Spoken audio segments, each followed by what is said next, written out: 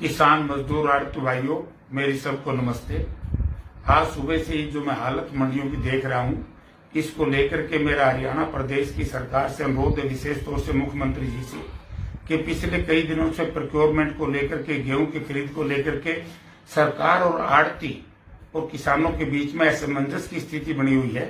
तो मैं मनोहर लाल जी से निवेदन करना चाहूंगा कि मुख्यमंत्री जी, आपने जिस तरीके से फूड एंड सप्लाई मंत्रालय के ऐसे नादान बच्चे के हाथ में दे दिया है, जिसको इस बात किसानी के बारे में कोई ज्ञान नहीं, जिसने पिछले दिनों पराली जीरी को पराली कह दिया, बार बार ये कहता रहा मैं पराली की इंस्पेक्शन करा रहा हूँ, पराली की जांच भी करा रहा हूँ। तो उसने गेहूं के बारे में क्या पता कितनी मेहनत से गेहूं ये किसान खेत में पैदा करता है। तो जिस तरीके से वो धमकी भरे शब्दों का इस्तेमाल कर रहा है, उचाना में जो आज लोगों में गुस्सा है, वो इस बात का संकेत है कि जिस तरीके से आपके फूड एंड सप्लाई मिनिस्टर ने कहा कि या तो आप मंडी काम पे आ जाओ, वरना मैं बाहर से लेबर ला करके ये प्रोक्योरमेंट का काम शुरू कर दूंगा। आज मुख्यमंत्री जी, धमकी देने का सवाल नहीं, आज प्राकृतिक आपदा से हरियाणा प्रदेश और देश जूझ रहा है, तो दूसरी ये आपदा आप मत बुलाओ। मेरा आपसे निवेदन है कि जो पुराना सिस्टम था, आड़ती के माध्यम से आड़ती को बारदाना दे करके और गेहूं की प्रोक्योरमेंट जल्दी से जल्दी शुरू की जाए, ताकि किसान और मजदूर जो आज असमंजस की स्थिति में है, आज मौसम खराब है, बारिश हो रही है, किसान भयभीत है, आप हठधर्मी को छोड़ करके इस तरह की हालत मत पैदा करो।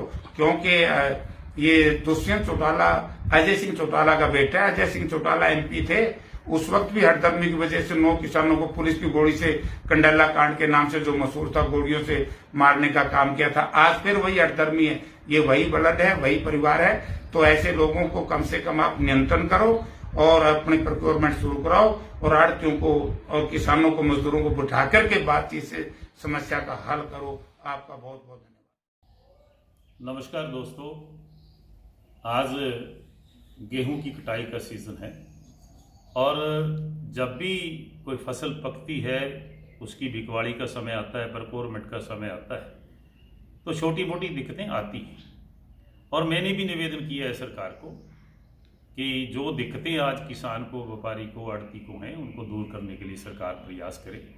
लेकिन मैं देखता हूं, जिन लोगों को कभी जिनकी शक्ल नहीं देखी, ऐसे नेता राजनीति चमकाने के लिए आज के दिन ऐसी ओछी राजनीति करने का काम करते हैं, ओछी बात करने का काम करते हैं, जो किसी के गले नहीं उतरती।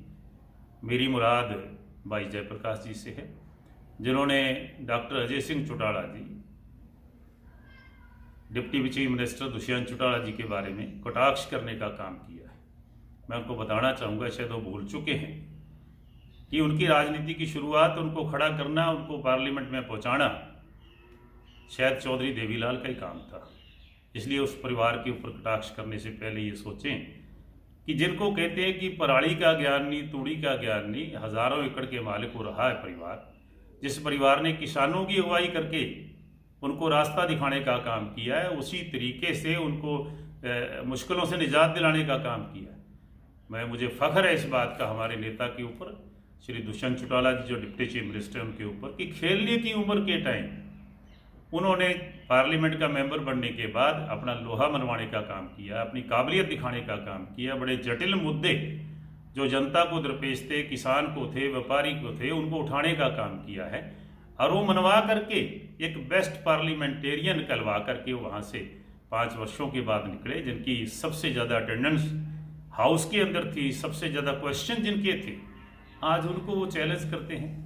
मुझे दुख होता है इस बात के ऊपर। ऐसी ओछी राजनीति करके अगर कोई नेता बनता तो शायद फिर बहुत सारे बन जाते।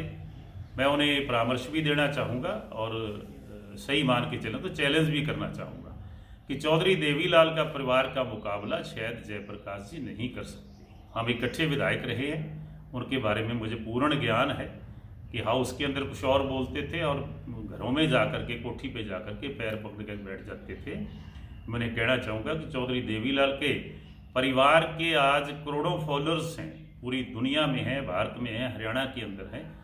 अपनी किसी भी कही हुई बात का उत्तरदायित्व भी उसी व्यक्ति का होता है, इसलिए वो ऐसी राजनीति करने का प्रयास ना करें। आज महामारी का मुकाबला पूरी दुनिया कर रही है, पूरा देश कर रहा है, हरियाणा प्रदेश कर रहा है।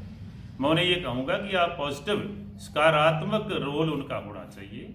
इसलिए उन्हें जैसे मैंने कहा है, मैं फिर से आगाह करूंगा कि आज दुष्यंत चौटाला जी, जिनके पास एक बहुत ही जिम्मेवारी के पद इस सरकार में है और बहुत ही जिस तरीके से वो पार्लियामेंट में रहते हुए उन्होंने एज ए मेंबर पार्लियामेंट काम किया, उसी तरीके से मैं देखता हूं कि कई बार 11-11 बजे रात को भी उनका ऑफिस खुला होता है। उनको चैलेंज करना, उनके ऊपर ऐसी अशोभनीय बातें कहनी, डॉक्टर अजय सिंह चौटाला जी के बारे में ऐसी बातें कहनी, शायद ये काबिल बर्दाश्त नहीं है। इन बातों का जवाब देना पड़ता है। जेपी साहब, मैं आपको ये कहूँगा कि आप ओछी राजनीति ना करके सकारात्मक रवैये से चलने का काम करें, ऐसी बयानबाजी करें, ताकि आज के इस महामारी के टाइम में हम सब मिल करके देश को, प्रदेश को आगे लेकर के जाएं, इस महामारी का मुकाबला करें और ऐसी ओछी राजनीति करने से बाज आएं।